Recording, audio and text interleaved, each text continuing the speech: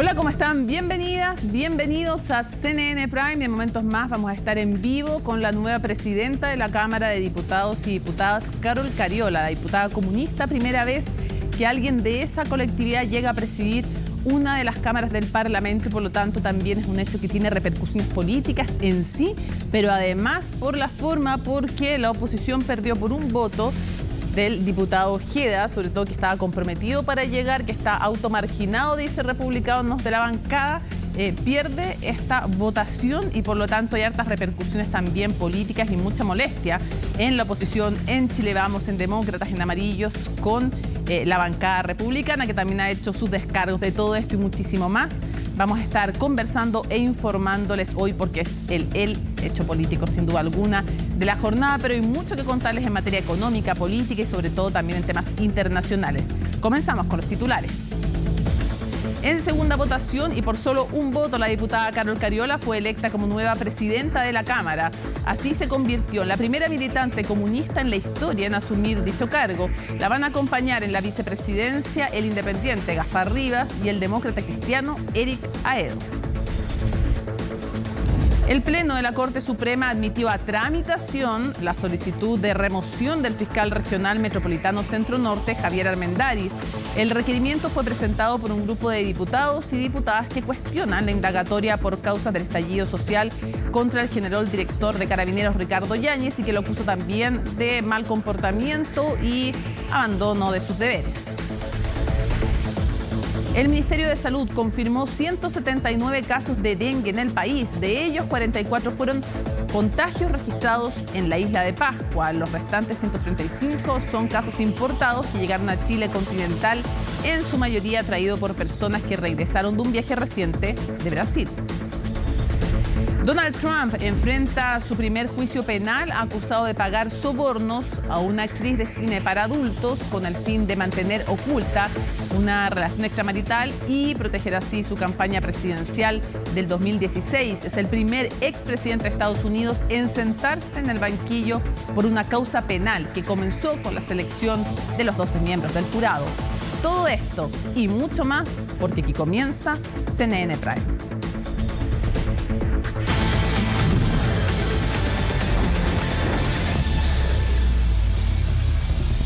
Se lo decíamos en titulares, Carol Cariola fue elegida como la nueva presidenta de la Cámara de Diputados en medio de una tensa votación que la convirtió en la primera militante comunista en presidir la corporación.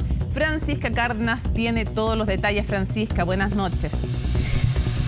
¿Qué tal, Mónica? ¿Cómo estás? Muy buenas noches. Y una intensa votación en la Cámara de Diputadas y Diputados de lo que fue finalmente la presidencia de la Cámara que finalmente preside hoy actualmente el Partido Comunista, la diputada del PC, Carol Cariola, luego de haberse postulado también, recordemos, en 2022, lo que sucedió también en ese momento que finalmente presidió el diputado Vlado Mirosevic, luego le tocaba nuevamente al Partido Comunista, se iba aplazando su turno de lo que va en este acuerdo administrativo de marzo de 2022 y asume también el diputado Ricardo Cifuentes, quien hoy fue su último día como presidente de la Cámara de Diputados. Por un solo voto entonces, en primera instancia, en primera votación, 76 votos para la diputada Carol Cariola, 75 para la diputada Joana Pérez.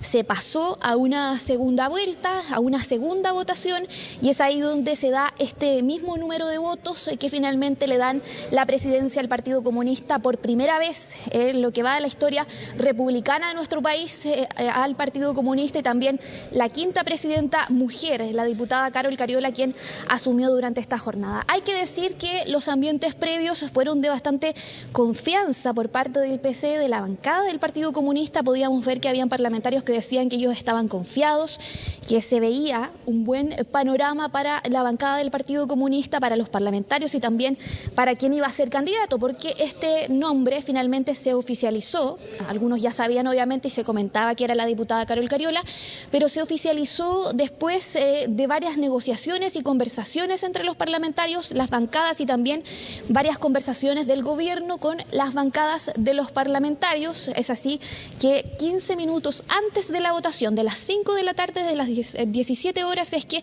la bancada del Partido Comunista oficializó oficializa a la diputada Carol Cariola como la candidata a la presidencia del oficialismo. ¿Qué pasó en la oposición? No se lograron los votos necesarios, los 78 votos necesarios para poder presidir la testera con la candidata de la oposición de Chile Vamos y de Demócratas, la diputada Johanna Pérez. Y también la vimos bastante molesta en medio de esta votación. Ella caminó varias veces hacia un costado de lo que es el hemiciclo, la sala, y vimos también ahí después, obviamente, las celebraciones por parte del Partido Comunista de lo que fue finalmente presidir la Cámara de Diputadas y Diputados. Han sucedido varias cosas durante esta jornada, varias recriminaciones también a el diputado Gaspar Rivas, quien asume además la primera vicepresidencia, junto a la diputada Carol Cariola, junto al diputado Eric Aedo de la Democracia Cristiana, quien asumió también la segunda vicepresidencia en la Cámara de Diputadas y Diputados. Hay que decir que incluso el diputado Rivas dijo en un momento después, post votación, que Franco Parisi, el líder del PDG, le envió un WhatsApp, un mensaje diciéndole que él se vendió al Partido Comunista, y él ahí obviamente dio sus impresiones con respecto a lo que fue este mensaje que le envía Franco Parisi. Esas son finalmente las consecuencias, las recriminaciones, pero también a el diputado Mauricio Ojeda, quien no llegó a votar. Él dice que se atrasó su vuelo, pero algunos dicen también que tenía un vuelo más temprano, que él simplemente no quiso llegar a votar para darle su voto a la oposición. Escuchemos entonces parte de las reacciones, impresiones de estos últimos minutos acá en el Congreso Nacional.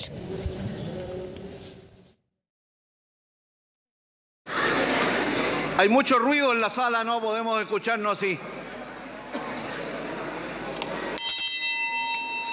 Mucho ruido y pocas certezas había los pasillos del Congreso a poco de entrar a una de las votaciones más inciertas para definir al nuevo presidente o presidenta de la Cámara. ¿Están los votos, no? ¿Están los votos? Yo creo que están. Entonces se define por 1 o 2 votos, no más que eso. Por presidencia, la señora Carol Cariola con 76 votos.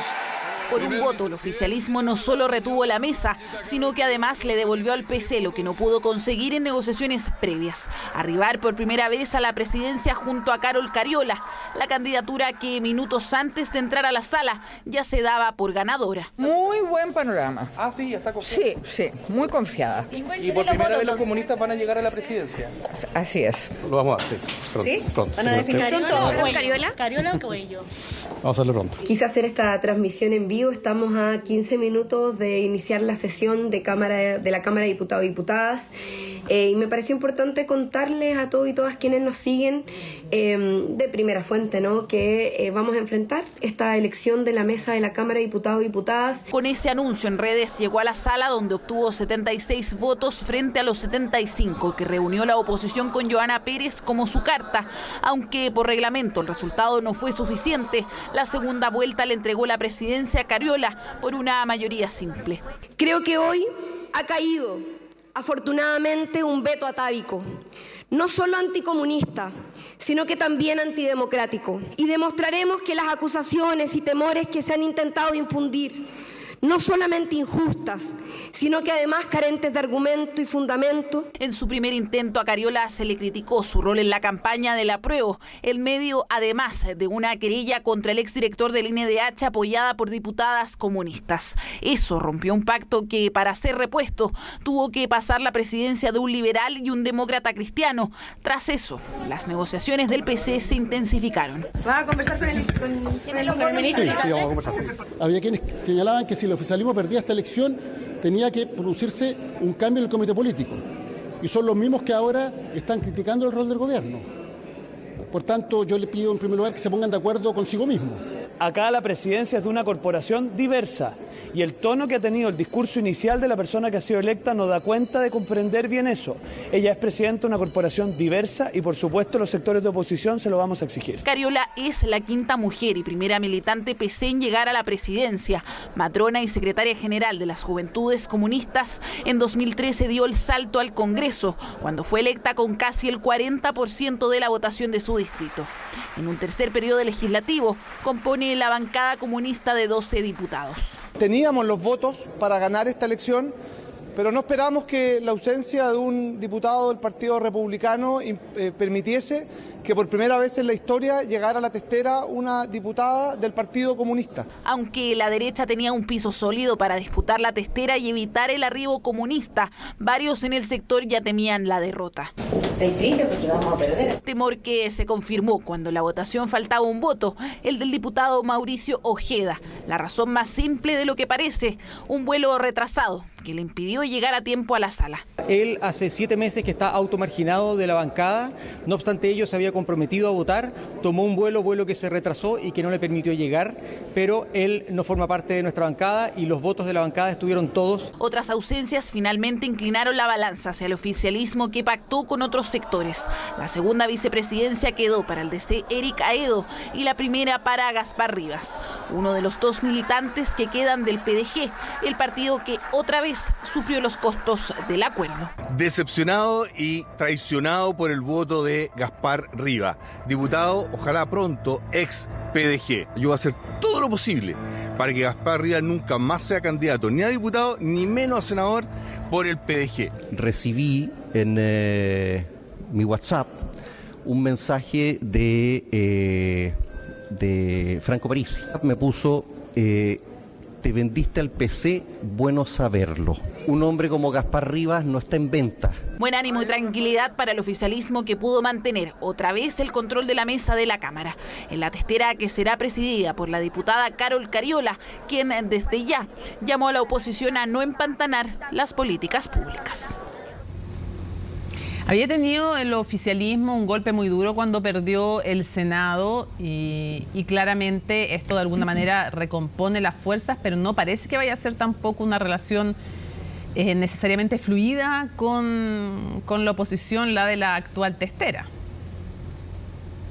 Claro, y de hecho eso se veía, por ejemplo, en las reacciones posteriores a lo que fue esta votación, Mónica, de algunos parlamentarios que decían que el Partido Comunista iba a perjudicar lo que es la agenda de seguridad, que no ceden. De hecho, esos argumentos también se utilizaron previamente por varias semanas a lo que fue esta votación, de que el PC no cede en ciertas materias de seguridad, en la agenda, en distintos proyectos, y que por eso un comunista no podía presidir la Cámara de Diputados. Pero recordemos que en su momento también lo que era la campaña por el apruebo en su momento era lo que se le criticaba también a la diputada Carol Cariola cuando ella también postuló en 2022 por primera vez a lo que fue la votación también y lo que fue la discusión por la votación de la presidencia de la Cámara. Finalmente es así como se va aplazando el turno del Partido Comunista y es durante esta jornada, y además fue difícil, las negociaciones según los parlamentarios también fue bastante difícil poder llegar a los votos necesarios para poder finalmente presidir la testera, que era algo que no se preveía, al menos porque la oposición también estaba ahí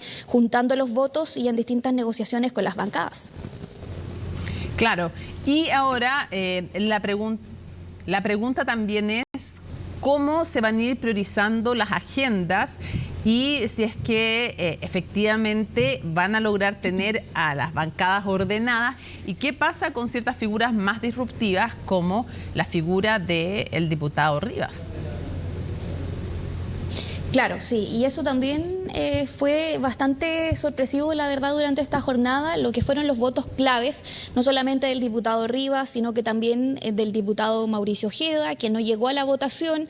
De hecho, la derecha, la oposición responsabilizó durante toda la jornada posterior al diputado de que él fue el voto finalmente que le entregó la presidencia al Partido Comunista. Él mostraba un vuelo que se retrasó, según él, desde Temuco hasta Santiago, que salía a las 4:27 minutos de la tarde y que llegaría a Santiago un cuarto para las 6 de la tarde. Ese fue el vuelo que finalmente se habría retrasado por parte del diputado y que por eso no habría llegado a votar, pero se le preguntaba también, diputado, dada la relevancia de esta votación, ¿por qué no llegó ayer, por ejemplo, anoche, a quedarse finalmente cerca del Congreso Nacional, prepararse también para lo que iba a ser esta votación, para poder entregar su voto? De hecho, la diputada Pamela Giles también era un voto clave, los independientes también eran votos claves. La diputada Giles presenta una licencia médica, no llega a la votación, y esos también fueron votos que beneficiaron finalmente al oficialismo, Mónica. Ahora, hay que reconocer y hay que recordar, digo yo, más que reconocer, hay que recordar que hay una pugna histórica entre Pamela Giles y Carol Cariola. recordemos cuando estaba el tema de si la censuraba o no en la presidencia de la comisión, creo que era la de Hacienda, si no me equivoco, tengo ahí una duda de cuál comisión era, por la presentación o no o la del trabajo, lo voy a tener que buscar, por la presentación de un nuevo retiro que decía la diputada Cariola, hay que esperar cierto tiempo para que se pueda poner en tabla, y la diputada Giles decía no, porque es un proyecto distinto y si no lo pone la vamos a censurar. O sea, hay una pugna ahí también de hace harto tiempo. Sí, de hecho, algunos parlamentarios post votación decían, Mónica, que si la diputada Pamela Giles hubiese sabido que el voto clave, que faltante iba a ser el diputado Ojeda, ella hubiese asistido a lo que fue finalmente esta votación en sala en el hemiciclo de la Cámara de Diputados. Pero como te decía, el diputado se justificó, hay una reacción por parte de él, una explicación que dio después, mucho más tarde, cuando llegó acá al Congreso Nacional. Te invito también a que pasemos a escuchar eso. Bueno, lo que yo creo es que Chile Vamos en particular apunta a mí, pero más bien al sector que es a la derecha, sin titubeos, sin ambigüedades, como ellos sí suelen hacerlo. Y apuntan a un parlamentario que no llegó por problemas técnicos y de seguridad, porque quién sabe si ese avión despega sin la medida de seguridad, sin revisarlo, y cae, la noticia es otra. Eso no lo ven. Pero ¿dónde está Chile Vamos hoy día pidiéndole explicaciones a los parlamentarios que estuvieron en la sala, algunos que hoy día están sentados, por ejemplo, en la vicepresidencia de la Cámara? ¿Por qué tengo que responder yo por una cuestión netamente coyuntural? Yo creo que aquí llegó una minuta, es momento de atacar a cierta persona. Yo solicité el certificado ya a la línea aérea para aclarar, y no solamente aclarar, sino que mostrarle a estos señores de Chile Vamos que comienzan un ataque personal, pero más bien por el sector de derecha que yo represento, porque también recordemos que Chile Vamos de manera permanente ha negociado con el gobierno. Recordarán ustedes lo que pasó, por ejemplo, en la presidencia de la Cámara el año 2022, si mal no recuerdo, donde en un periodo le tocaba a un socialista y en el otro periodo le tocaba a la UDI. Entonces, estamos acostumbrados a que Chile Vamos negocie, y hoy día resulta que ellos se preocupan de pegarle a alguien que está de verdad a la derecha y sin titubeos, y no a aquellas personas que están en la sala.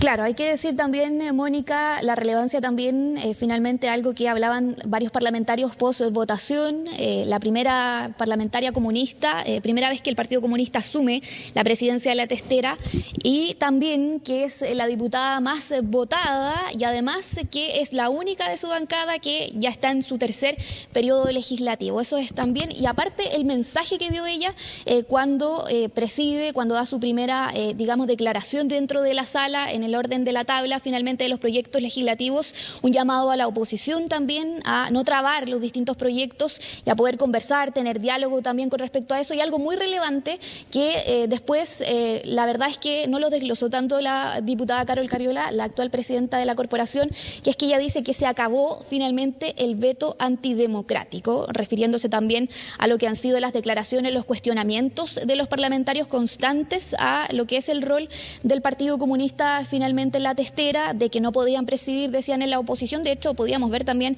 previamente a parlamentarios como el diputado Joanet, que decía que había intervencionismo por parte del gobierno. Lo dijo también la diputada Joana Pérez, que también se mostraba bastante confiada de lo que iba a ser esta votación, pero finalmente salió bastante molesta de la sala. De hecho, nadie supo a dónde se fue la diputada Pérez cuando terminó esta votación. De hecho, se fue antes de que terminara, antes de la celebración de todos los parlamentarios que abrazaban ahí y digamos, celebraban alrededor de la diputada Carol Cariola. También hay que comentar algo que sucedió después, post en La Moneda, Mónica, se pudo ver por bastantes minutos conversando al presidente Gabriel Boric, bien digo, con el jefe de segundo piso de La Moneda, Miguel Crispi, junto también a su jefe de gabinete. Estuvieron ahí los tres conversando en el Palacio de La Moneda post votación. Algunos dicen que eso podría ser una señal política luego de lo que fue finalmente este triunfo también para La Moneda y para el Partido Comunista en la Cámara de Diputados.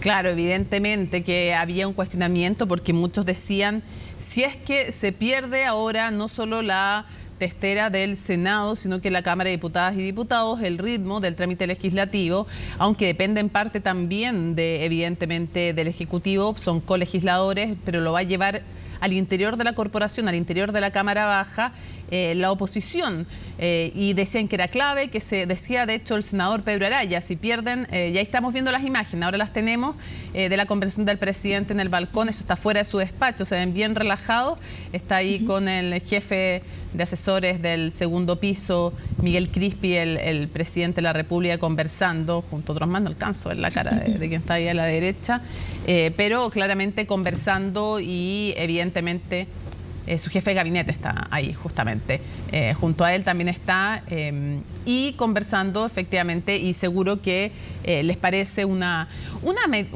decisión además que, o sea, una elección que era súper incierta. Varios decían que esto se definía por 1 o 2 votos y el hecho de que no haya llegado este parlamentario republicano, que otros hayan presentado licencia, que otros se hayan ausentado, al final todo esto se reúne y da como resultado algo que le da de alguna manera un envión anímico al oficialismo y no digamos que despeja, porque los votos igual no están, digamos, para las reformas, pero al trámite legislativo evidentemente que se le hace un poco menos complejo al oficialismo en el margen. Estamos hablando de los márgenes, porque igual al final para votar se necesitan tener las voluntades y no tienen los sufragios, aunque podría, dicen algunos, sumarse ahora en algunas medidas el de Gaspar Rivas, que tiene una historia de polémicas bien antigua. Sí, de hecho, él dice ahí en su primera declaración que se acabaron los carteles, las cartas, las declaraciones que él daba a veces y que eran bastante polémicas en la Cámara de Diputados.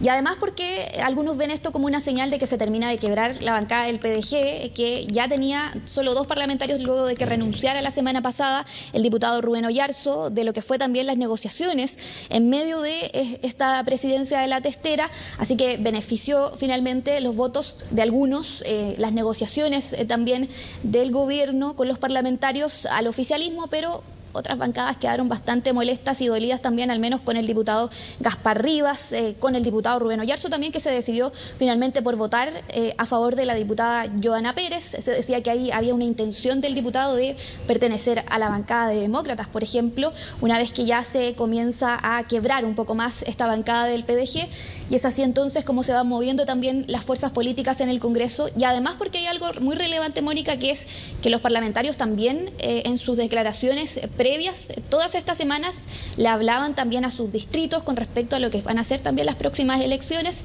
y ahí también estuvo el foco de las principales negociaciones de los parlamentarios. Sí, claro, por supuesto. Y hubo acusaciones también de parte de la diputada Pérez que estaba interviniendo el gobierno, que había que hacer ofrecimientos. Fue bien dura, aunque se había manifestado confiada en que creía que iba a obtener la presidencia de la Cámara de Diputadas y Diputados. No termina siendo así. Ahora, digámoslo, es histórico los ofrecimientos que hacen los distintos gobiernos para lograr cuando hay situaciones bien ajustadas y cuando están en riesgo las corporaciones. Sabemos que esto es una tradición, no sé si buena necesariamente, pero que es una tradición antigua de todos los colores políticos, de todos los gobiernos. Claro, también algunos decían, Mónica, por ejemplo, post votación, que uno de los perdedores de esta jornada fue el diputado Miguel Ángel Calisto, porque si él hubiese votado por el oficialismo, más allá de lo que pretendían en la bancada demócrata, es que recordemos también tenían un acuerdo, un documento firmado de que ellos iban a respaldar al Partido Comunista, se iba a respetar el turno de ellos, es porque finalmente a él le hubiesen ofrecido alguna vicepresidencia más adelante, al menos por parte del gobierno y por parte del oficialismo, de los parlamentarios de las bancadas oficialistas, pero finalmente definen los parlamentarios de la bancada de demócratas hace ya varias semanas que dicen que ellos iban a apoyar finalmente a una candidatura o de demócratas o de Chile Vamos, que finalmente se consolidó en la diputada Joana Pérez. Sí, claro. Ahora, ¿no hubo entonces saludo de la diputada derrotada, de la diputada Pérez a Carol Cariola? Nada de eso por ahora. No, ninguna señal, ningún abrazo, ningún saludo, ninguna señal. Algunos parlamentarios sí, de demócratas, de cercanos a la diputada Joana Pérez, sí se acercaron a la diputada Carol Cariola, pero de ella directamente a la diputada Carol Cariola no hubo nada, ninguna señal. De hecho, ya se va de la sala y no la volvimos a ver acá, al menos en la prensa, en los alrededores o en los interiores del Congreso Nacional. Escuchemos entonces, Mónica, otra de las reacciones también durante esta jornada.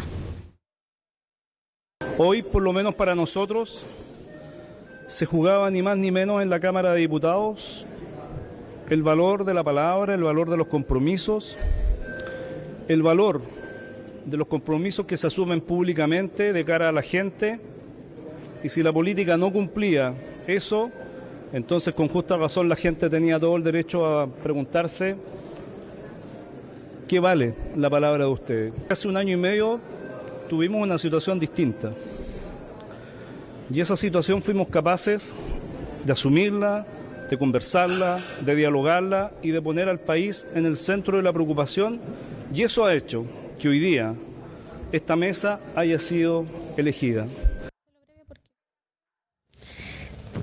Claro, ahí están entonces las declaraciones del segundo vicepresidente, que estaba bastante contento, la verdad, durante esta jornada, el diputado Eric Aedo de la Democracia Cristiana. Recordemos que él hablaba también hace varias semanas atrás constantemente desde la DC de respetar la palabra empeñada, porque recordemos que en la última votación donde se apoya, se respalda la candidatura del diputado Ricardo Cifuentes de la Democracia Cristiana, es donde el oficialismo llega a este acuerdo con la DC para en este próximo periodo respetar que le tocaba al Partido Comunista presidir la testera. Así que eso fue al menos las reacciones, lo que sucedió durante esta jornada, una votación que para algunos fue sorpresiva, pero que para otros se definía hasta el último minuto, Mónica.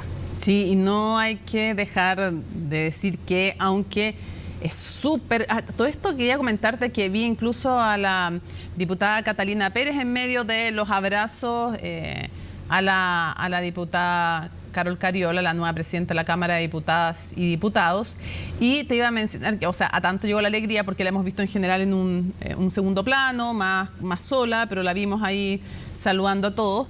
No, te iba a mencionar además que, claro, habían pedido incluso que se evaluara la permanencia del equipo político si es que se perdía esta votación. Por eso se había tan aliviado también al ministro secretario general de la Presidencia, Álvaro Elizalde, que no es que uno esté diciendo que lo iban a sacar por eso, pero había fuertes cuestionamientos. Así es que te agradecemos toda la información porque ya entiendo que tenemos lista nuestra entrevista, Francisca.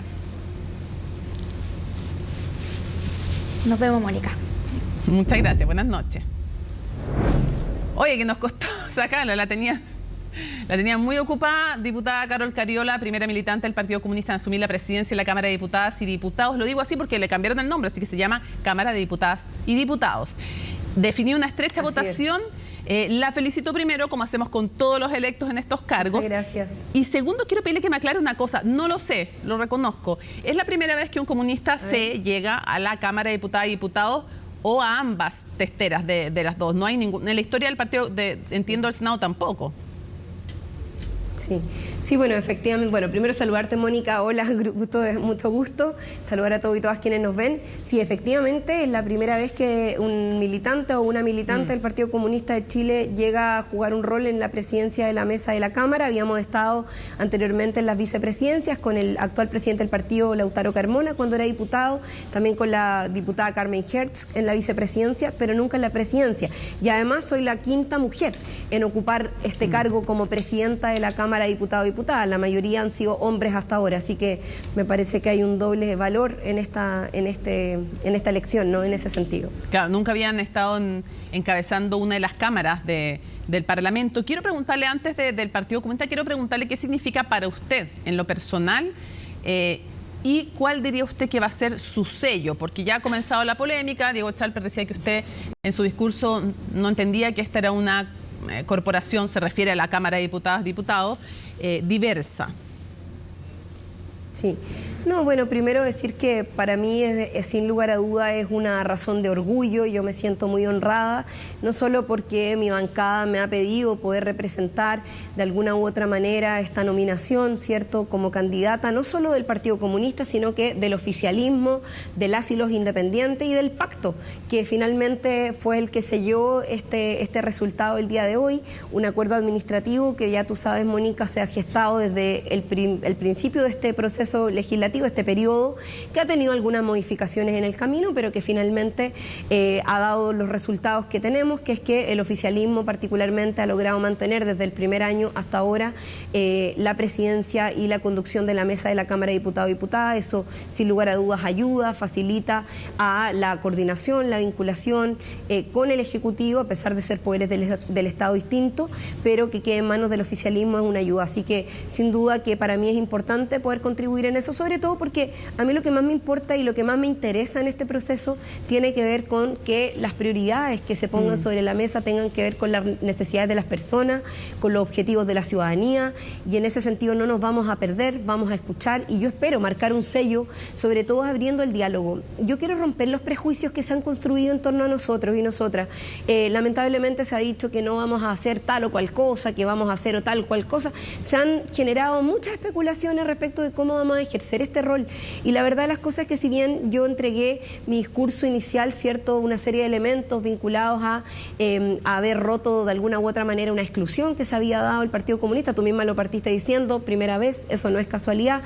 Sin embargo, más allá de eso, también marqué con mucha fuerza la prioridad de establecer un diálogo, e incluso hice un llamado a la oposición a trabajar de conjunto, a poner las necesidades de las personas sobre la mesa y como prioridad para el trabajo legislativo que vamos a desarrollar de aquí en adelante.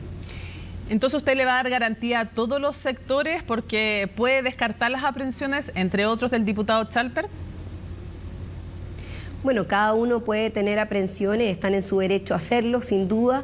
Sin embargo, nosotros por lo menos en nuestra disposición, y hablo por el colectivo de la mesa, porque así lo hemos conversado con los otros dos vicepresidentes, es dar garantías a todas las fuerzas políticas que legítimamente y democráticamente están representadas en este Congreso Nacional.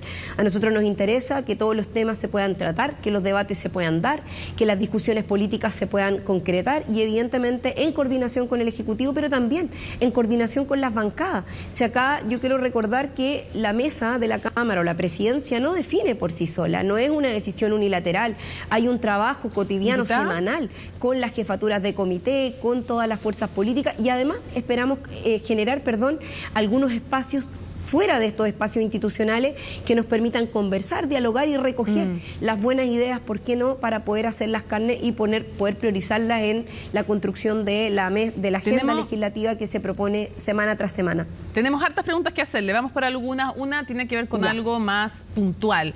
La diputada Joana Pérez, ¿la llamó, le escribió, ha tenido algún gesto con usted? Sí, por supuesto, terminada la votación, la diputada Joana Pérez, al igual que otras parlamentarias y parlamentarios del Partido Demócrata, como el diputado Calisto, también la diputada Erika Olivera, se acercaron, el diputado Zafirio también, se acercaron a saludarme. No sé si lo habrán hecho también con el resto de la mesa, pero al menos yo puedo dar fe de que se acercaron a saludarme, incluso varios de ellos se pusieron a disposición de poder trabajar colaborativamente, así que yo estoy más allá de las diferencias que hayamos podido tener, de la decisión que... Sí, por supuesto, de la decisión que ellos tomaron de no respetar el acuerdo. Para nosotros, por lo menos, para mí, por lo menos, hoy día empieza una nueva etapa. Hay que mirar hacia adelante y trabajar de conjunto con todas las fuerzas políticas que así estén disponibles para hacerlo, ¿no? ¿Qué responde a las acusaciones que hizo ella en la previa, que el gobierno había presionado, que había hecho ofertones también por conseguir los votos para que usted llegara al puesto donde está hoy día? A ver, nosotros tenemos un acuerdo de la Cámara de Diputados y Diputadas, en la cual evidentemente un acuerdo administrativo que incluía a distintas fuerzas políticas, y ese acuerdo se cumplió. Las conversaciones previas, de las que yo por lo menos no participé, porque fueron conversaciones que llevaron los jefes y jefas de comité, son conversaciones que se dieron de manera permanente entre los jefes de comité. Sin duda también hubo algunas coordinaciones con el Ejecutivo. De hecho, yo creo que en eso sin duda también el ministro de las Express jugó un papel, pero es un papel desde el rol que a él le compete, que es la coordinación con pero las jefaturas de comité. Hizo ofertas. En ningún caso yo no, o sea, creo que si es quien hace esa acusación, quien tiene que hacerse cargo de demostrar eso. Yo no tengo esos elementos sobre la mesa, no me consta lo que se está diciendo. Sencillamente lo que puedo decir, que es la información que tengo, es que hubo una coordinación permanente entre las jefaturas de comité, que son quienes llevaron las conversaciones políticas. Entiendo que hubo coordinaciones importantes también con el gobierno a través de las Express respecto de lo que significaba esta votación, también evidentemente para el Ejecutivo, pero de ninguna manera puedo asegurar lo que otra persona está diciendo. Creo que es esa persona quien tiene que responder esa pregunta, Mónica. Ya que usted lo menciona, ¿qué significado político y también para la tramitación legislativa tiene para el oficialismo? Ahora ya analizamos en lo general y para el Partido Comunista. Para el oficialismo, ¿qué ha logrado o qué peligro ha sorteado al retener el control de la Cámara de Diputadas y Diputados? ¿Por qué es importante para el oficialismo? ¿Qué se evita con aquello? Bueno, para el oficialismo siempre es importante, y en este caso para el gobierno, tener una buena relación y ojalá, evidentemente, tener la mesa de la Cámara y del Senado una correlación o una vinculación para la coordinación legislativa. Es el Ejecutivo quien determina, por ejemplo, las urgencias de los proyectos, quien determina también el ordenamiento de alguna u otra manera en función de las urgencias más calificadas o menos calificadas, y es la mesa de la Cámara finalmente quien define o quien propone el ordenamiento de la agenda legislativa durante la semana. También esto es sancionado por los comités, es un debate que se da colectivamente, pero cuando hay una mejor relación, cuando existen vínculos, cuando existen un trabajo mancomunado, cuando existe una voluntad política de avanzar, de desarrollar la agenda, por supuesto que es mejor. Nosotros hemos escuchado a parlamentarios de la oposición plantear, por ejemplo, que ellos no están dispuestos a respaldar al gobierno en su agenda legislativa, que creen que incluso hay que generar condiciones para atrofiar la agenda política del gobierno. Son palabras que hemos escuchado de ellos y ellas, no es algo que estoy presumiendo, lo han dicho públicamente.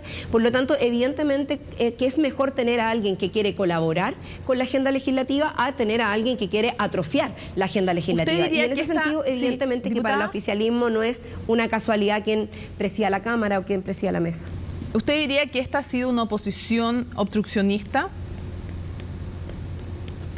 Mire, yo creo que hasta ahora, por lo menos, lamentablemente ha habido posiciones bastante complejas de algunos sectores que no han querido dialogar, que no han querido tener espacios mayores para la conversación. Sin embargo, yo espero, Mónica, que eso vaya cambiando y nosotros por lo menos vamos a tratar de contribuir en esa dirección, de abrir el diálogo. Yo se lo decía antes, queremos marcar un sello de conversación, de abrir espacio a todos los sectores políticos para conversar, para recoger las buenas ideas, para lograr establecer acuerdos colectivos dentro del marco de los comités, y en ese sentido nuestra disposición es esa. Espero que el Ejecutivo también, al menos así también lo ha manifestado el ministro Elizalde, las ministras y ministros de distintas carteras que tienen temas en discusión, la ministra de Salud que está discutiendo hoy día la ley de ISAPRES, que probablemente vamos a ver la próxima semana. Está también la discusión, cierto, vinculada al pacto fiscal, al nuevo pacto fiscal, ante la norma de evitar elusión y evasión. Está también el debate vinculado a las pensiones. Entonces hay varios temas, ¿no?, que son bien importantes y que nosotros esperamos que no sean trabados, sino que muy por el contrario sean discutidos, que es lo que corresponde. Uno en esto no tiene que trabar los debates, tiene que discutirlos, enfrentarlos y desde el espacio democrático Pero debatirlo. entonces usted diría que hasta ahora parte de la oposición ha trabado la discusión legislativa. Yo creo que ha habido, y eso creo que no es algo que diga yo, sino que ha quedado demostrado dentro del plano de la discusión pública, sectores dentro de la oposición que efectivamente han tomado la decisión, y ya yo citaba las palabras de algunos de ellos, cierto, que han planteado derechamente la idea de no permitirle al gobierno avanzar. Y en ese sentido, yo lo que plantearía es un llamado a iniciar una nueva etapa. Estamos dando inicio a una nueva etapa legislativa, este es un nuevo año legislativo, y esperamos que la voluntad en ese sentido sea distinta. Ahora, al menos nosotros tenemos voluntad de conversación y de diálogo, y yo espero que aquellas personas que en algún momento plantearon la posibilidad de frenar la agenda legislativa del gobierno recapaciten, porque no dañan al gobierno, dañan a las personas, dañan a los ciudadanos, a los chilenos y chilenas que esperan de nosotros que dejemos las peleas chicas y que nos pongamos a legislar y a trabajar para las personas y para la gente, que es lo que necesita finalmente nuestro país, resolver sus problemas. Sí, quiero llevarle al tema de la actual testera, pero antes, desde el oficialismo, Estoy tratando de citar dónde fue porque no me gustan los créditos. En Televisión Nacional, ahí fue, la diputada Maite Orsini hizo una autocrítica y dijo que yo diga que la actual oposición ha sido obstruccionista no quiere decir que no sea capaz de hacerme la autocrítica y reconocer que cuando fuimos oposición nosotros también tuvimos actitudes obstruccionistas. ¿Usted coincide? ¿Haría usted esa autocrítica que cuando ustedes fueron oposición también tuvieron actitudes de obstruccionismo? Bueno, muy probablemente en una autocrítica van a aparecer situaciones como esa. A mí me parece que siempre es bueno aprender de las experiencias y lo más importante es que cuando uno aprende las experiencias sea capaz... Bueno, yo creo que sin duda hubo situaciones en las cuales se podrían calificar de una obstrucción de ciertos avances. Sin embargo, también es cierto que al menos nosotros cuando fuimos oposición nunca nos negamos a dar los debates y estuvimos disponibles a avanzar en distintos debates, en distintas discusiones. Hubo situaciones, por supuesto, que probablemente, y en eso la diputada Orsini lo plantea, ¿cierto? Desde una autocrítica. A mí me parece que es muy bueno, es saludable hacer autocrítica precisamente para aprender de los errores cometidos y mejorar las acciones en función de pensar, y lo vuelvo a repetir, en las personas, en el país, en resolver nuestros problemas, en avanzar en las agendas que hoy día no solamente están priorizadas por una agenda de reforma a partir del programa de gobierno, sino que también de aquellas prioridades ciudadanas como los temas de seguridad, por ejemplo, que han surgido y que se han puesto sobre la mesa y en los cuales evidentemente también tenemos que trabajar activamente. Bien, ya, pero hace en el sentido de que hubo algunos momentos en que usted reconoce que hubo actitudes que pueden ser calificadas como obstruccionistas, pero ahora está acompañada de 2 diputados, de 2 hombres. A todo esto tenemos todo encabezado por puros hombres, salvo ahora la Cámara de Diputadas y Diputados, el Poder Legislativo, Ejecutivo, el Senado. Ya, eso al margen, no lo vamos a tratar hoy día. Pero hemos hecho la diferencia. Sí, pero quiero preguntarle, pero quiero preguntarle por algo que no es menor, diputada. Usted tiene dentro de la primera vicepresidencia a Gaspar Rivas. Quiero recordarle algunas cosas. Él dijo a la Constitución, a esta señorita hay que violarla las veces que sea necesario. Dijo que el Banco Central tiene que arder. Dijo que el presidente de Argentina lo calificó como una figura nefasta, un boludo, un imbécil. Tiene una larga, se calificó como un sheriff, también de la seguridad, se calificó como un sheriff. Recibió en esta mesa paralela en el proceso constitucional que ellos llevaban en el Congreso al Francisco Muñoz, alias Pancho Malo. Yo sé que no le gusta que le diga así, pero estoy diciendo cómo es conocido más popularmente para que la gente sepa de quién estoy hablando. En fin, con ese historial y de insultos que ha tenido también y de agresiones a otras personas, ¿a usted no le complicó tener que pactar con él para tener su voto, porque su voto fue decisivo? ¿No le complica estar en la testera con él? ¿Le parece que es alguien con quien usted hubiera querido hacer un acuerdo con este historial? Sí.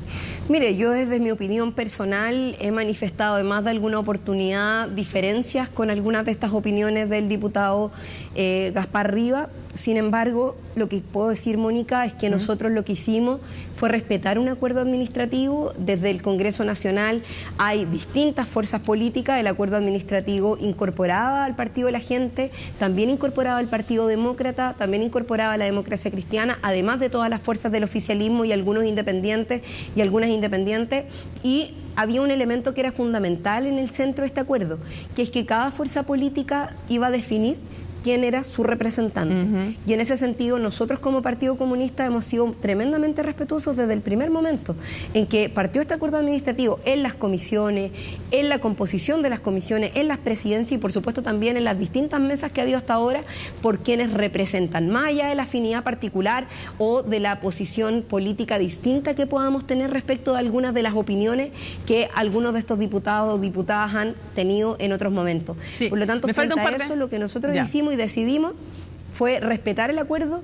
Este fue el nombre que se puso sobre la mesa por parte de la fuerza política que le correspondía a la vicepresidencia en este acuerdo. ¿Le va a pedir, va a conversar con él? Lo respetamos. Sí, va a conversar con él para pedirle que este tipo de cosas no se repitan. Sí.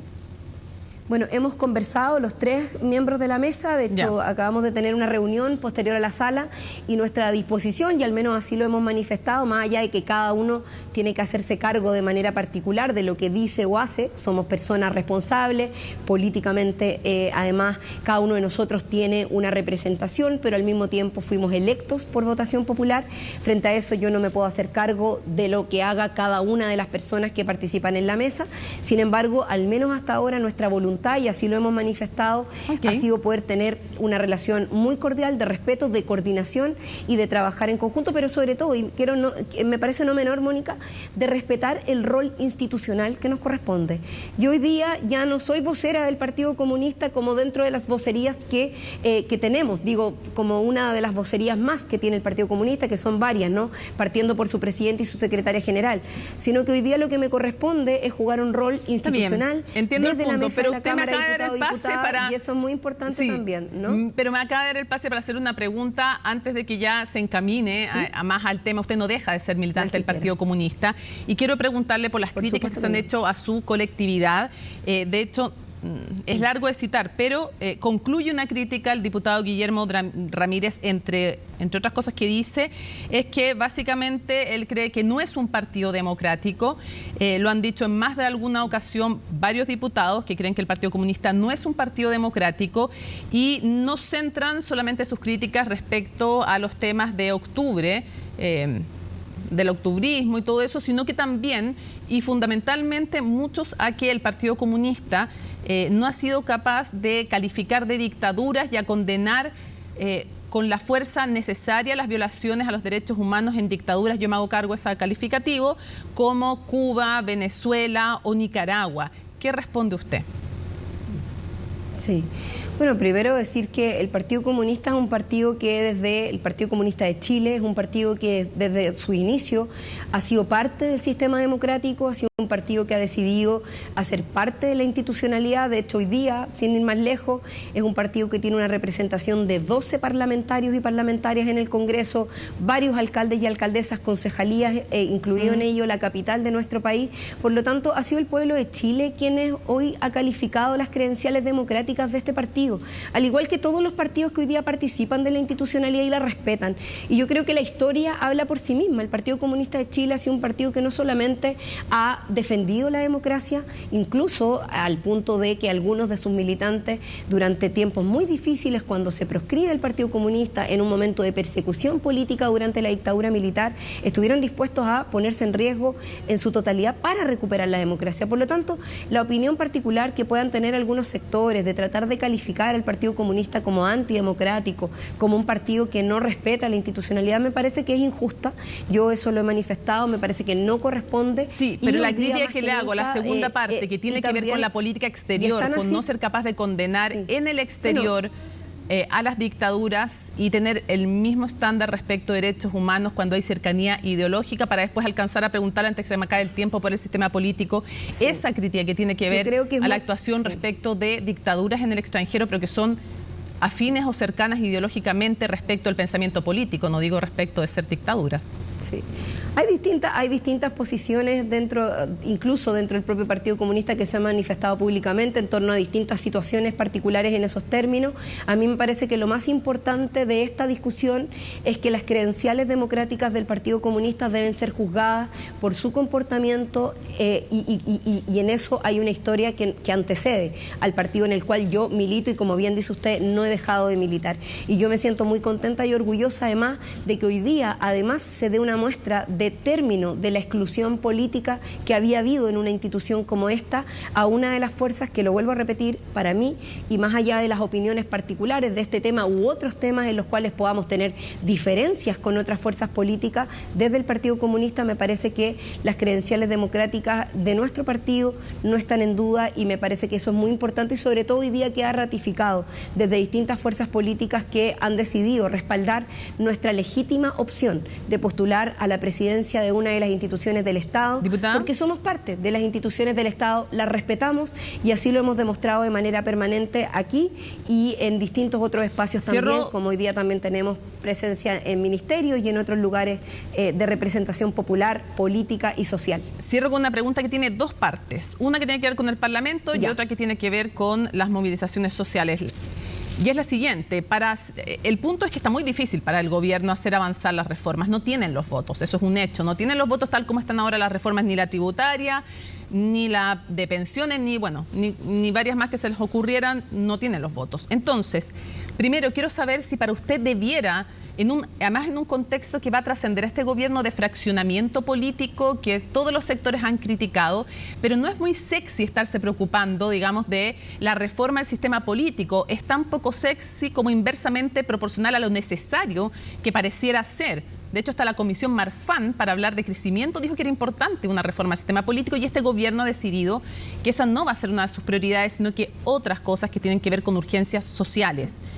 Entonces quisiera preguntarle, por un lado, ¿qué piensa si usted cree que debiera avanzarse una reforma del sistema político?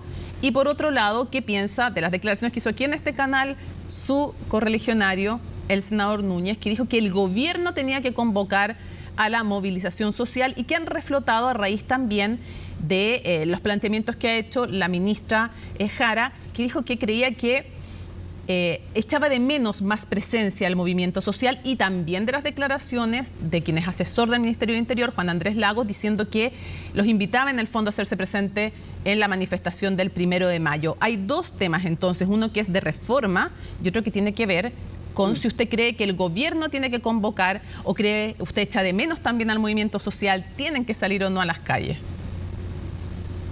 Sí, a ver, lo primero, respecto de la reforma política o al sistema político, yo creo que siempre hay cosas que se pueden mejorar del sistema político y creo que esa es una discusión que no termina, o sea, que no empezó ahora, esto partió hace harto tiempo, hay un debate que ha estado latente, incluso en los procesos constitucionales, que se ha retomado por algunos senadores que entiendo que están levantando, trabajando una propuesta. Entiendo que el gobierno también ha recogido esta aposta de dar un debate respecto de este punto en relación a la reforma políticas que se pudieran hacer si es que finalmente hay espacio para ello entre los distintos partidos del oficialismo. Eso es algo que tendrán que resolver desde el Ejecutivo. Nosotros por lo menos, y yo en particular, estoy siempre muy disponible a que estos espacios de conversación se den. De hecho, ya se han acercado algunas parlamentarias, por ejemplo, a plantearme la posibilidad de que pudiéramos poner en debate o en discusión una reforma al sistema político que tiene que ver con, por ejemplo, abrir las posibilidades de paridad. Hay un proyecto que es de paridad de los gobiernos regionales, que está hace mucho tiempo durmiendo, que se aprobó, pero que sin embargo no ha logrado avanzar en su trámite legislativo. Hay otras que tienen que ver con las próximas elecciones parlamentarias. O sea, hay temas en eso que sin duda hay que revisar. Usted decía, es poco sexy, es más sexy, no lo sé. La verdad es que no me corresponde a mí calificarlo, pero que hay reformas políticas que el sistema político que se podrían hacer, sin duda, y en eso hay una discusión abierta que vamos a ver en qué desencadena, qué decisión toma el Ejecutivo al respecto y qué posición toman las distintas fuerzas políticas. Respecto al movimiento social, bueno, mi posición personal en esto ha sido conocida. Yo personalmente creo que las organizaciones sociales, la ciudadanía, los movimientos sociales, que además son diversos, siempre pueden tener y deben tener un rol en las definiciones que se toman en el país. O sea, recoger la opinión de la ciudadanía, recoger las acciones de organización que se puedan dar, porque hablar de movilización social no solamente significa hablar de marchas, protestas o acciones de ese tipo. La movilización social también son discusiones, debates colectivos, asambleas, reuniones de distinto tipo, y yo creo que eso también es importante ponerlo sobre la mesa. Y yo por lo menos creo que el gobierno y el Ejecutivo, el Parlamento, y en este caso desde nuestra presidencia también evidentemente nos gustaría mucho poder buscar caminos de escucha hacia los distintos espacios sociales. De hecho, hoy día recién estábamos discutiendo en la sala de la Cámara de Diputados y Diputadas una ley que tiene que ver con la matanza, ¿cierto?, de animales o de perros particularmente callejeros, y estaban las organizaciones animalistas participando activamente en esta discusión. Vinieron a la sala, estuvieron en la testera, participaron de las comisiones, y nosotros por lo menos desde el rol institucional que nos compete, vamos a abrir las puertas sin duda para que las organizaciones sigan participando del debate en las comisiones, en la testera, y para que tengan sin duda el protagonismo que siempre deben tener, porque creo que la sociedad chilena es diversa y en sus distintas formas de organización tiene que hacer parte del fortalecimiento de la democracia. De eso se trata, al menos así lo entiendo yo. Diputada Carol Cariola, nueva presidenta de la Cámara de Diputadas y Diputados, muchísimas gracias por habernos acompañado en vivo en CNN Prime, cuando son las 9:23. Muchísimas gracias y buenas noches. Muchas gracias, Mónica, que esté muy bien. Buenas noches. Bueno, y el gobierno debió salir a aclarar los procesos de expulsiones que se han llevado a cabo durante su mandato. Una respuesta a la oposición, pero también a algunos en el oficialismo. El senador del Partido Socialista, José Miguel Insulza, quien cuestionó la gestión para expulsar a migrantes irregulares venezolanos, fue uno de los temas de la jornada. Los detalles en el informe de Macarena Román. Buscando desactivar una polémica y bajando el tono de sus declaraciones, reapareció el senador socialista José Miguel Insulza, quien cuestionó la gestión del actual gobierno en materia de expulsiones de venezolanos. En realidad se está procediendo a la expulsión de aquellos a los cuales se ordena expulsar, pero ciertamente sería más rápido si el gobierno venezolano recibiera aviones especiales enviados, charter, enviados con la gente a expulsar, y no se siguiera con por la expulsión gota a gota que desgraciadamente hemos estado sometidos los últimos meses. Responsabilidad que ahora atribuye al régimen de Maduro. Eso después de las reacciones que generaron sus cuestionamientos, que no cayeron nada de bien en la moneda y que para rebatir los dichos del ex canciller dieron cuenta de cifras y procedimientos en cuestión. El gobierno de Chile todas las semanas expulsa personas a los distintos países. A Venezuela particularmente todas las semanas se expulsan personas en vuelos comerciales principalmente. Hemos sacado algún vuelo charter en el pasado y normalmente estamos haciendo gestiones para avanzar, seguir avanzando en la línea de los vuelos charter.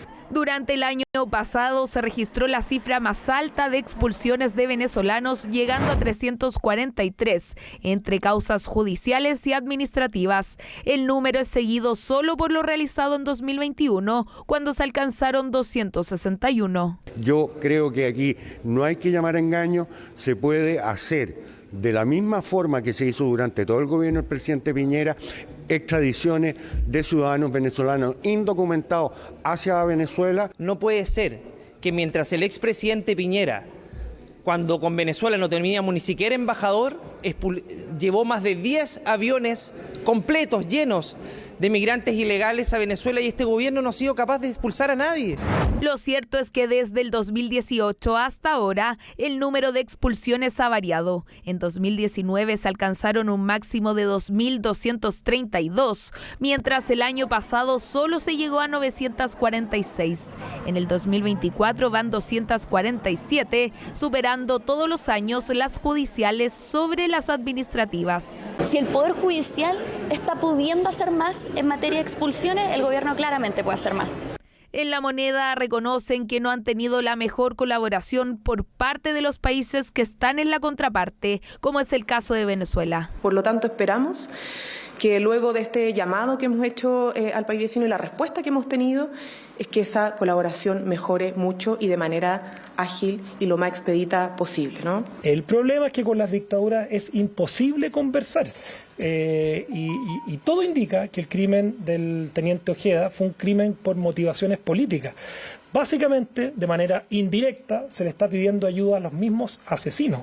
Desde el Ejecutivo esperan la colaboración del régimen de Maduro para, entre otras cosas, acelerar el trabajo de la Fiscalía venezolana en el marco del caso de Ronald Ojeda y que se facilite el aterrizaje de los vuelos con población migrante. Eso mientras se descarta el quiebre de relaciones entre ambos países. Lo que tenemos hoy es que si es que se cortan relaciones diplomáticas, se está beneficiando la impunidad. Hoy no queremos que los que fueron responsables de estos crímenes gocen de impunidad. Quisiéramos que sea mejor, sin duda alguna, pero es parte de lo que hay que evaluar y no tomar decisiones de manera irresponsable o para la galería en una materia tan compleja como es las relaciones internacionales. Este martes se llevará a cabo una sesión especial en el Senado para analizar la relación con Venezuela, comunidad que representa el 32% de los extranjeros en nuestro país. En la instancia debiesen estar presentes la ministra del Interior y la canciller subrogante.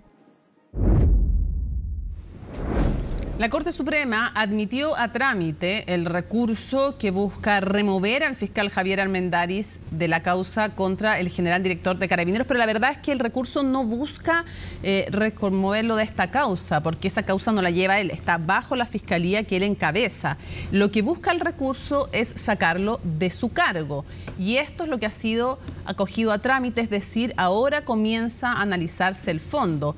Recordemos que este requerimiento fue presentado por diputados de oposición y también un independiente PPD, quienes acusan que el fiscal comete una negligencia manifiesta en la persecución de los delitos perpetrados en el contexto del estallido social. Dicen que no ha investigado de oficio delitos de los que se debería haber investigado y no con la profundidad además que se requería.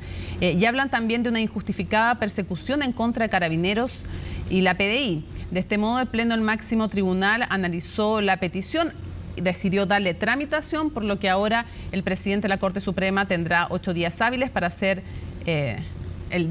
finalmente tendrán ante la Corte Suprema el fiscal Armendáriz estos días hábiles para realizar sus descargos. Armendáriz y la fiscal Jimena Chong, recordemos, ella es quien encabeza la indagatoria contra el general Yáñez, a quien van a formalizar el próximo 7 de mayo. No me voy a pronunciar respecto de ese tema, debido a que no he sido notificado de ningún acto jurídico al respecto. ¿Pero usted manifiesta que ha sido parcial respecto a esas causas?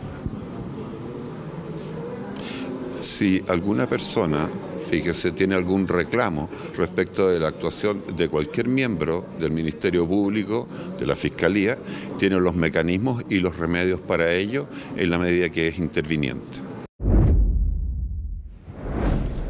Bueno, diversas reacciones han surgido a partir de los dichos de la ministra del Trabajo, Janet Jara, y también del ministro de Hacienda, Mario Marcel, ministro que estuvo aquí ayer en Tolerancia Cero, donde abordó también las recientes movilizaciones convocadas por la CUT y profesores.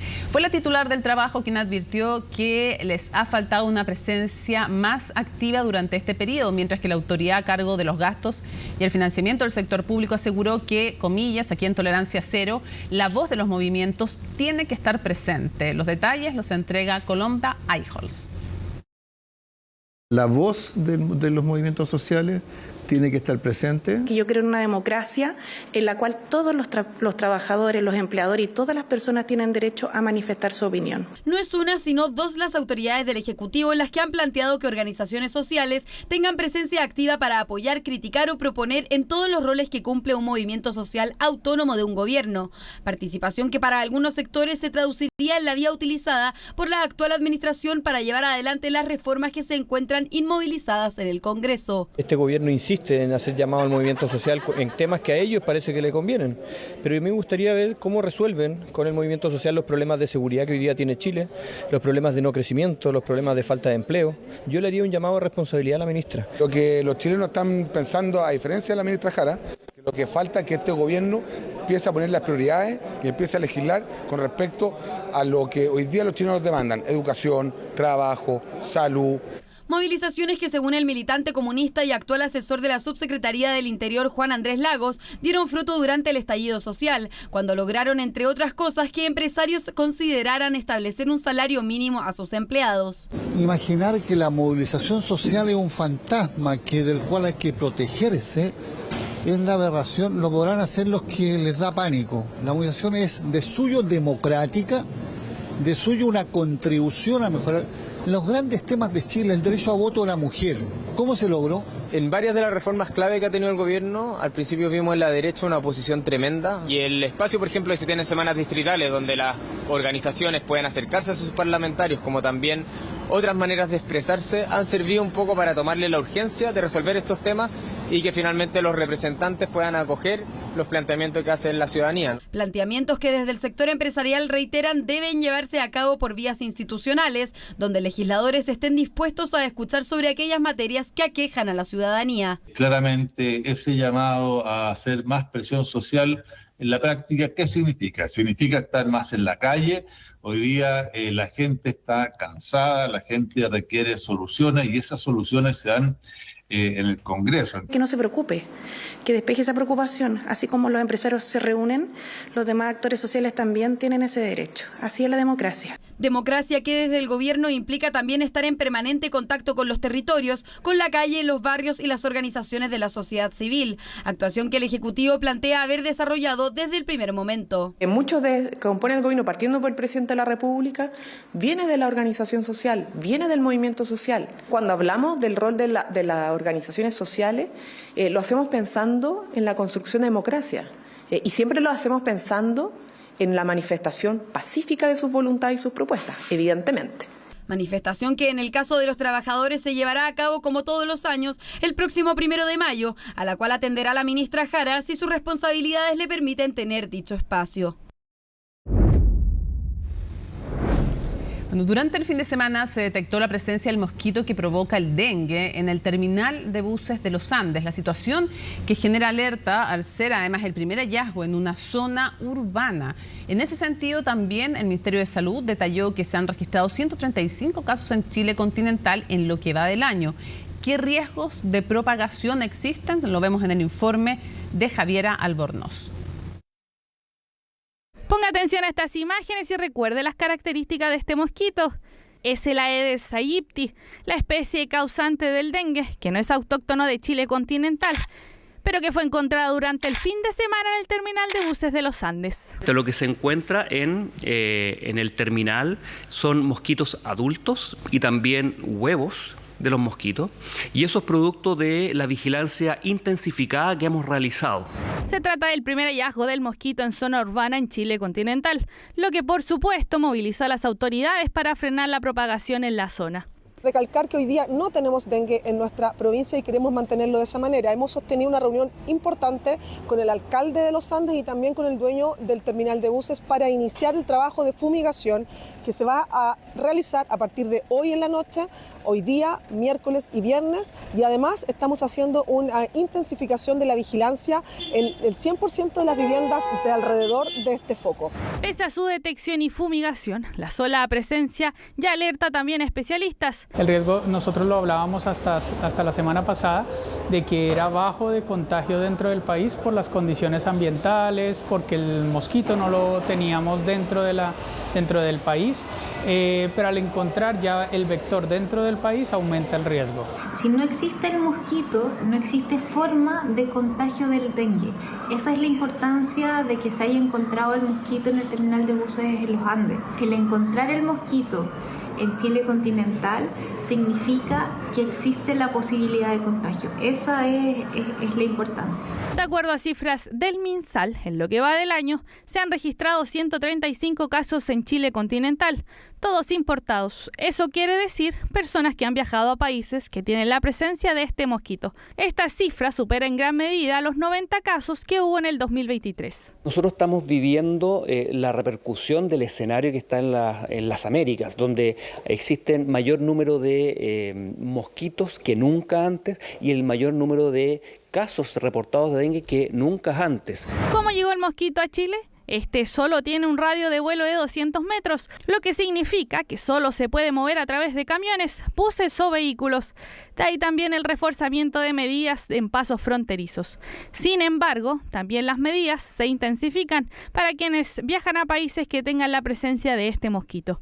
Se recomienda que la población utilice ropa, ¿cierto?, que cubra las extremidades, tanto los brazos como las piernas, de colores claros, y que puedan utilizar también repelentes con un componente activo que se llama icaridina, o las siglas que corresponden a la DEET. El mosquito se reproduce en lugares en los que existe agua estancada, por lo tanto hay que tener mucho cuidado en los lugares en que no hay acceso a agua potable, en que si vamos a tener recipientes de agua, estos estén con tapa e idealmente evitar estancamientos de agua. ¿Cuáles son los síntomas de esta enfermedad?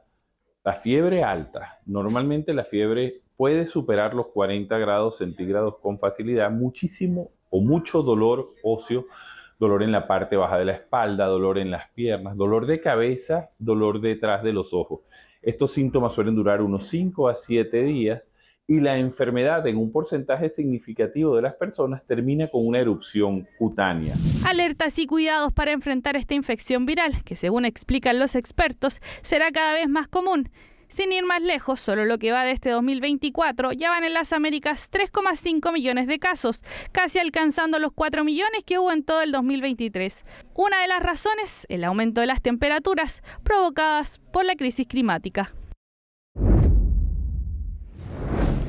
Ante la comisión investigadora del caso Hermosilla Audios, la Contralora General Subrogante de la República, Dorothy Pérez, descartó tajantemente tener vínculos con el cuestionado abogado Luis Hermosilla o con la otra abogada que estaba en esa reunión. Aclaró que su presunta cercanía con ella, con Leonarda Villalobos, cuál era y por qué, nos lo va a contar Daniela González.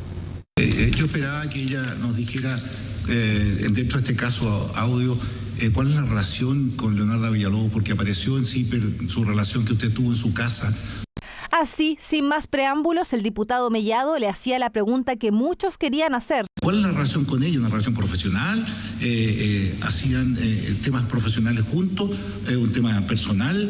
Es un tema que yo esperaba que usted dilucidara al inicio, digamos, pero como no lo hizo, le hago la pregunta. Y la pregunta fue respondida larga y tendidamente. Primero, Dorothy Pérez, la Contralora Subrogante General de la República, se refirió a Luis Hermosilla. No conozco al señor Hermosilla.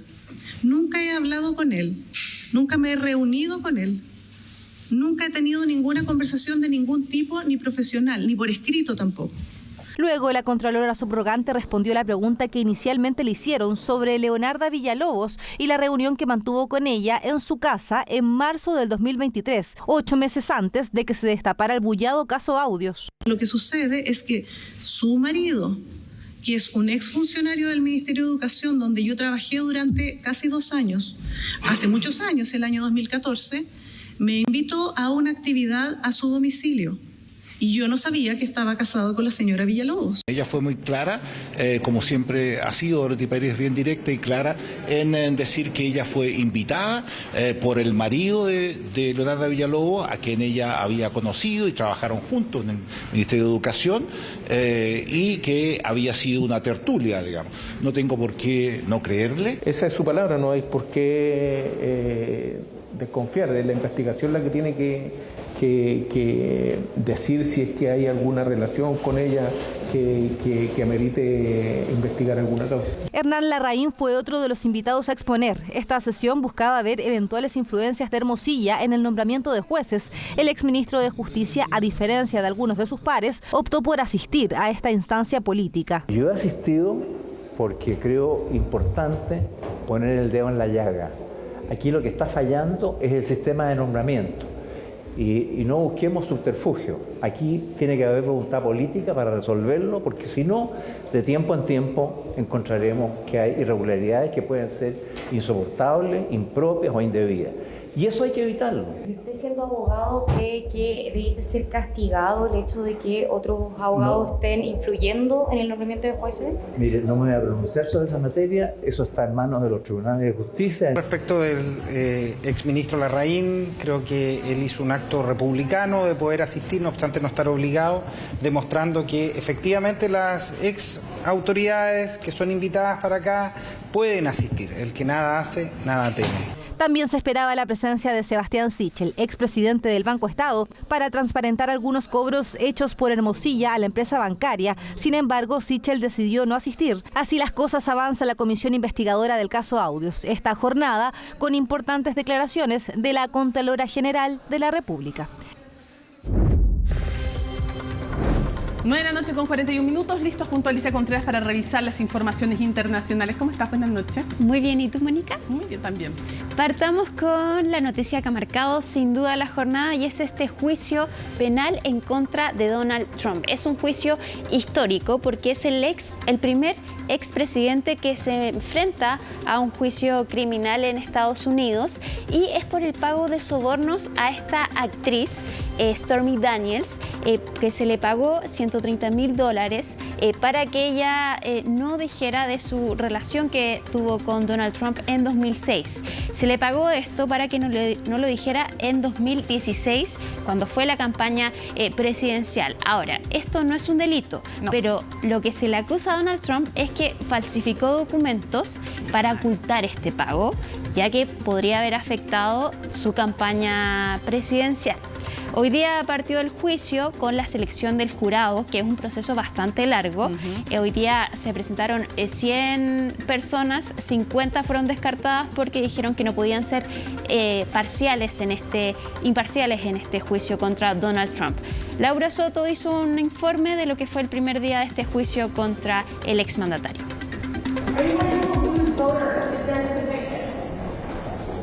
This is an assault on America.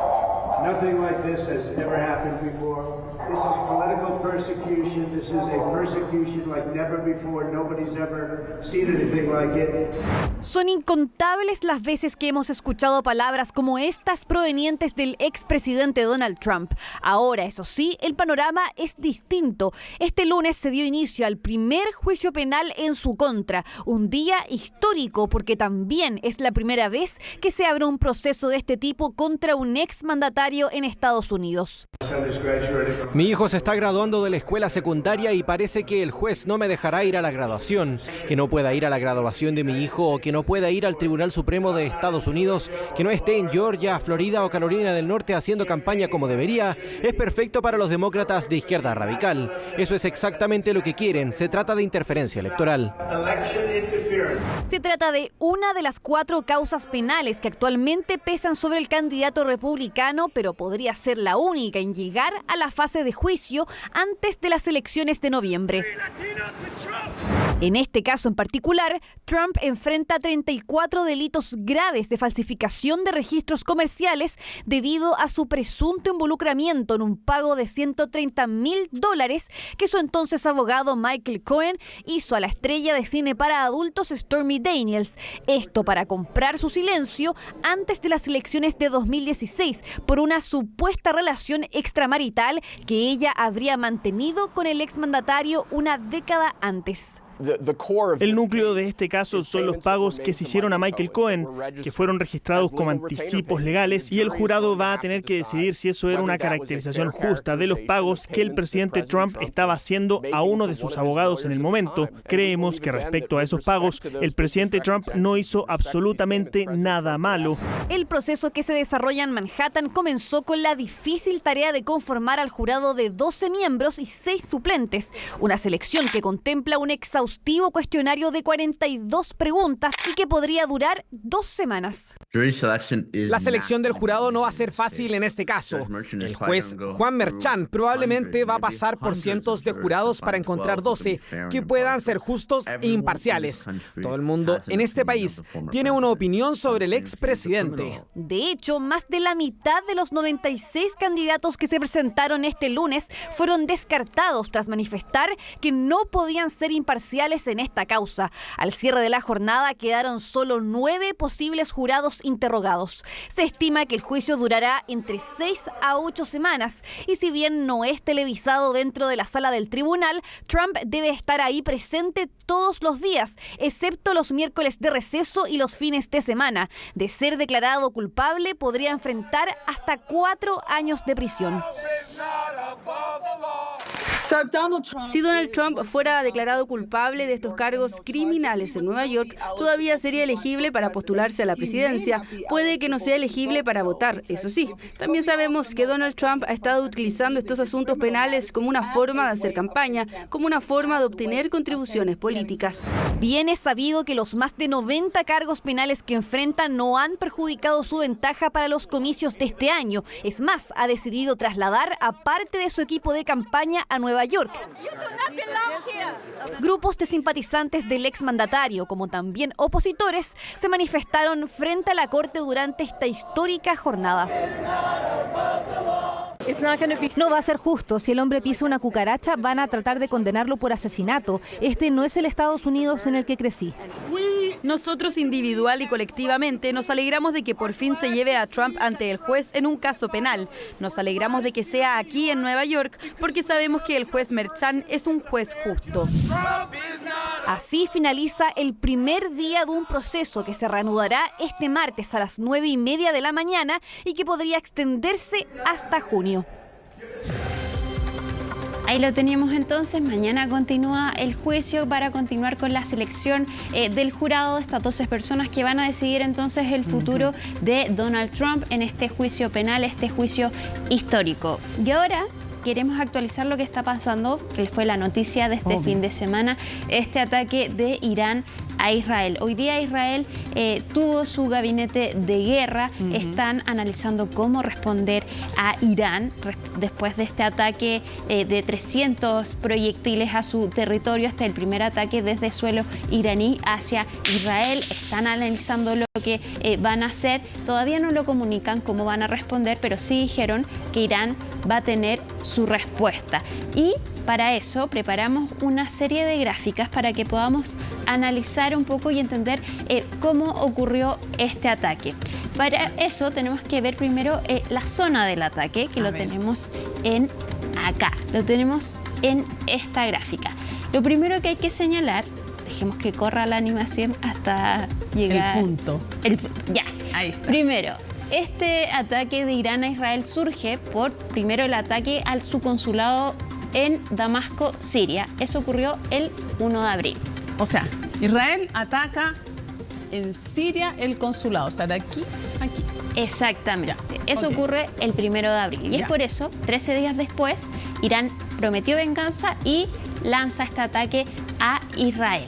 Pero entre medio, ese mismo día, Irán capturó un barco israelí cerca del estrecho de Hormuz. ¿Y por qué es importante ese estrecho?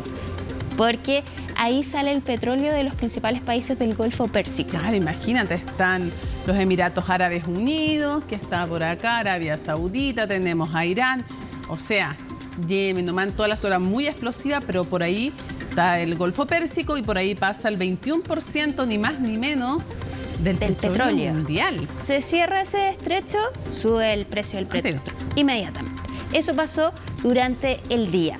Ahora, antes del ataque, Irak, Siria y Jordania cerraron sus espacios aéreos y Irán lanzó este ataque desde Irán, pero también desde Yemen, que es el área controlada por los hutíes, que son aliados de Irán y que son parte de este eje de la resistencia. Claro, porque están unos rebeldes, justamente. Hay unos rebeldes hutíes en Yemen y que están en esa pugna, además intestina, que es horrorosa, en medio de una pelea y de una pobreza horrorosa, que tienen claro esa ligazón. Exactamente. Y también, por otra parte, Hezbollah, que está en el Líbano, en la frontera con Israel, también lanzó ataques hacia Israel. Entonces hubo distintos frentes, 300 proyectiles.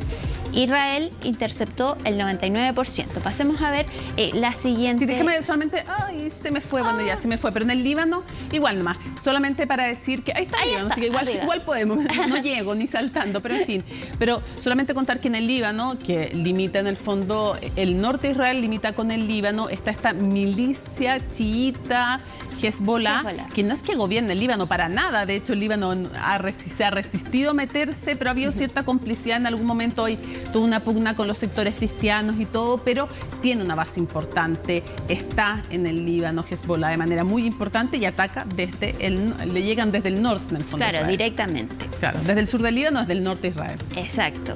Y entonces lanzan estos 300 proyectiles, Ahora, Israel tiene un sistema de defensa bastante avanzado, que lo vamos a ver en la siguiente lámina, pero en estos sectores, en Jerusalén, Ramallah, Amán y Dimona, se vieron explosiones en el cielo, que es cuando interceptan estos... Cuando los destruyen en el cielo. Exactamente. Yeah. Pero hay lugares donde efectivamente alcanzaron el territorio, que es en Altos del Golán, en la base aérea Nevatim y en la base aérea acá de Israel al sur. No hubo ningún herido, excepto una niña de 7 años que está grave, que ocurrió precisamente al sur de Israel. Ahora, son 300 proyectiles. ¿Cómo es que interceptan el 99%? tuvieron ayuda de Estados Unidos y también, ojo, de Jordania, que es un país que antes era rival y ahora es aliado de Israel. Firmado acuerdo, y de hecho el no acuerdo, el casi acuerdo con Arabia Saudita es el que, de alguna manera dicen muchos, llevó a Hamas a decir ahora atacamos. O sea, antes de que se firme ese acuerdo. Exacto. Impulsado desde la época de Trump. Tal cual. Ahora, ocurre esto y ¿por qué? ¿Cómo funciona su sistema de defensa? Pasemos a la siguiente gráfica para explicarlo. Tiene hartos componentes su sistema de defensa de Israel. Primero está el más conocido, que es el domo de hierro. Claro, es el que se escucha más, ¿no? Exacto. Pero no es solo eso. No es solo eso. El domo de hierro intercepta los cohetes de corto alcance. Reconoce cuando viene un proyectil. Si es que se dirige a una zona poblada, lo intercepta. Si es que no, lo deja caer en el territorio, que es como pasó en sus bases navales, que es campo abierto, entonces deja que intercepte. Después tienen la onda de David, que intercepta cohetes de mediano y largo alcance. Perdón, entonces en este domo de hierro que tú cuentas, el primero es el que, por ejemplo, los drones, por ejemplo, que son de corto alcance, ese es el que actuó. Exacto. Con los drones. Ya. Exacto. Después viene entonces la onda de David, que ya son los misiles de mediano y largo alcance. Y ya después tienen el Arrow 2 y el Arrow 3, que ya intercepta misiles de largo alcance. Esto es uno de los tantos sistemas de defensa de Israel. También están preparando un sistema con láser. Entonces Israel está bastante protegido. O sea que puede en el fondo destruir misiles que vengan a 2.000 kilómetros de distancia. Sí. Lanzados desde 2.000 kilómetros de distancia. Sí. Ya son misiles que son fuera de la atmósfera, que son lanzados al lugar. Perfecto. Un sistema de defensa bastante avanzado, entonces. O sea, de los más avanzados del mundo, sin duda alguna. Sí, y con la ayuda de Estados Unidos, como tú mencionabas. Exactamente, y de otros países como Jordania. Hay que esperar entonces cómo va a responder Israel. No van a decir probablemente cuándo ni cómo, pero Estados Unidos ya le dijo, ojo, que no escalen el tema. Exactamente, pero Israel tampoco parece querer quedarse con los brazos cruzados por este ataque de Irán. Ahora, cuando dicen, hay una frase muy cierta en ciencia política, que un ataque, que me lo recordaba una persona otro día, un ataque sin sorpresa no es ataque señal, en alusión a Irán, que en el fondo lo que querían sobre todo es dar una señal, y por eso fue tan avisado, más que pues si no lo hubieran hecho sorpresa. O sea, querían dañar, obvio que quieren dañar, si son rivales históricos. O sea, que sí, no vamos a desconocer aquello, han dicho que no puede existir Israel, que no tienen derecho a existir y todo eso, pero lo que puntualmente querían, al parecer, según los analistas, es más dar una señal. Y bueno, se demoraron 2 semanas en este ataque. Que ellos califican como reacción frente a las agresiones de Israel, y Israel dice son enemigos históricos, nunca han querido que existamos, nos quieren borrar de la faz del planeta, en fin. Estamos atentos a lo que pasa entonces en cuanto a ese tema. Te tengo algo para que te alegres. A ver. No algo, alguien. Alguien, sí, no, ¿qué tal? Hombre, ¿por qué eso? Qué mal yo. Mónica.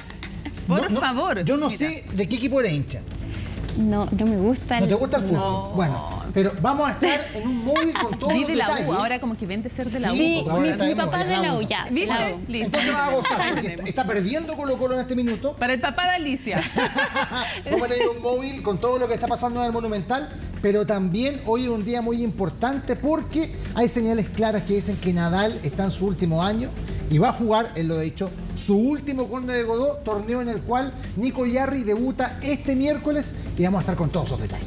Ya, pues entonces nos vamos, le agradecemos a Alicia, nos vamos a la pausa, ¿no? Sí, pues. Tu padre sí lo exige.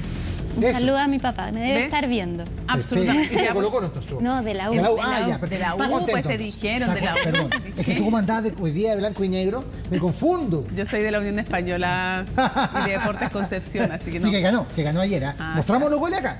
Sí, pues, ya. Pausa, estamos desesperados por irnos a la pausa, volvemos porque ya viene todo el deporte con Rodrigo. Sí, ganó bien, ganó 3.